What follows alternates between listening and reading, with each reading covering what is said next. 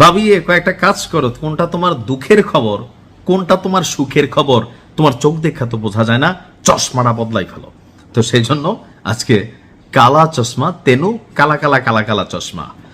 চশমা চোখে যখন দিব তাহলে বুঝতে হবে যে খুশির সংবাদ, তবে সবসময় চশমা আশেপাশে থাকে না।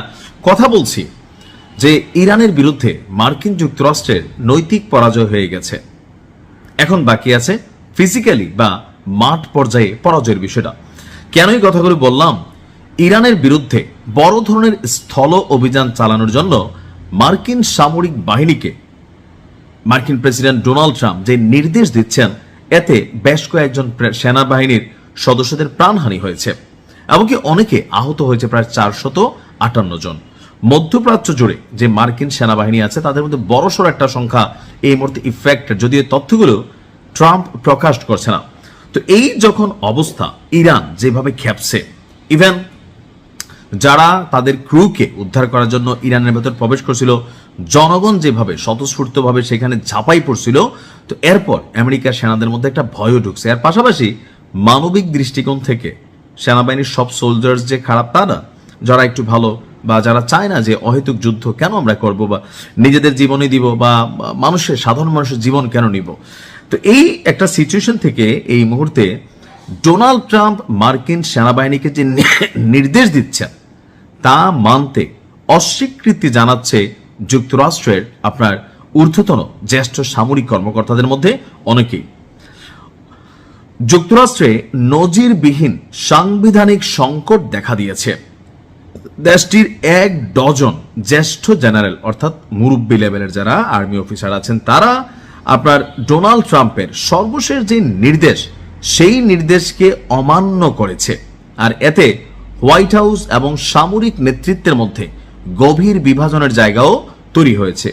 সামরিক বাহিনীতে একটা জিনিস আছে, আপনাকে কমান্ড ফলো করতে হবে। ভালো মন্দ বিচার করার চিন্তা আপনার নাই, আপনার কাজ হচ্ছে অর্ডার আসছে, জাস্ট আপনি এটাকে ফলো করবেন, অ্যাকসেপ্ট করবেন। তো এই জায়গা থেকে যখন কোনো সামরিক বাহিনীর চেইন অফ কমান্ড নষ্ট হয়ে যায়, তখন রাষ্ট্রের স্থিতিশীলতা বা শক্তিমত্তা এটার মধ্যে বিভাজন তৈরি হয়, এমনকি পাশাপাশি বিদেশিরা যারা আছে তারা সেখানে ঢুকার সুযোগ পায়। তো মধ্যপ্রাচ্যে চলমান সংঘাতের প্রেক্ষাপটে জয়েন্ট চিফস অফ স্টাফের চেয়ারম্যান সহ অর্থাৎ হাইস্ট লেভেলের 12 জন শীর্ষ সামরিক কর্মকর্তাকে অলরেডি বরখাস্ত করা হয়েছে। বিশ্লেষকরা বলছেন এটি আধুনিক যুক্তরাষ্ট্রের ইতিহাসে সামরিক নেতৃত্বের সবচেয়ে বড় ধরনের চাকরিচ্যুতির ঘটনা। তো কেন হয়েছে? যে অবৈধ নির্দেশ মানতে অস্বীকৃতি জানানোয় এটা আপনার সামনে নিয়ে আসছে।